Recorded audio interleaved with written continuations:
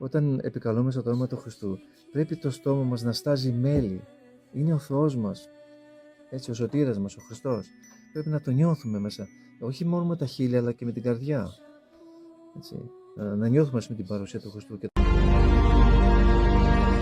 Το κοσμικό όνομα ήταν Παναγιώτης. Και από την παιδική ηλικία μου ήμουν κοντά στο Θεό και όλη η οικογένειά μου ήταν κοντά στο Θεό. Ασχολήθηκα με την πάλη σχεδόν 4,5 με 5 χρόνια. Δηλαδή είχα πολύ αγάπη γενικά για τον αθλητισμό. Όταν πρώτο ήρθα, την πρώτη φορά είχα έρθει για 4 μέρες. Μου είχε πει ο γέροντας, λέει, Παναγιώτη, λέει, είναι σωστό έτσι, λέει, να βάζεις τον άλλον κάτω, λέει, να παλεύεις, να κάνεις, λέει, για τη δόξα και την τιμή και όλα αυτά. Το θεώρησα ότι η πάλη ήταν εμπόδιο για να πλησιάσουν αυτό πιο κοντά στο Θεό, έτσι, να αγαπήσω τον Χριστό και την Παναγία.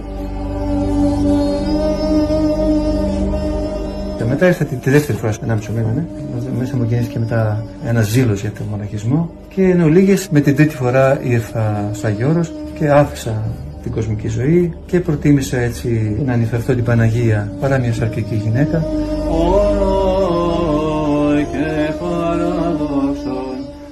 Όταν ζήσεις κανονικά γενικά και βιώσεις έτσι σε βάθος τη μοναχική ζωή, καταλαβαίνεις τι σημαίνει μοναχισμός, έτσι, ναι. Εσύ έχεις και τη βοήθεια του Θεού φυσικά, γιατί χωρίς τη σκέπη της Παναγίας και του Θεού δεν μπορείς να ζήσεις, να παραμείνεις σε αυτό το σκληρό τόπο, εδώ μέσα στην απομόνωση, μέσα στην ερημιά.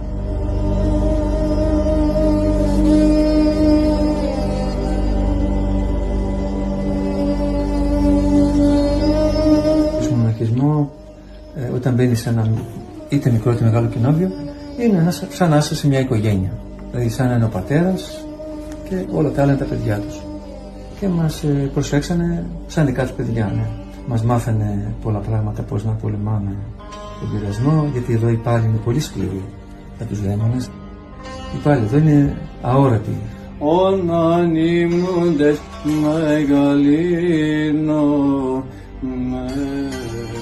Οι Άγιοι, οι παλιοί γεροντάδες σωθήκανε με μια εικόνα και ένα σταυρό. Δεν θέλουν πολλά πράγματα. Προσπαθούσαν να έρθουν σε ένωση με τον Θεό.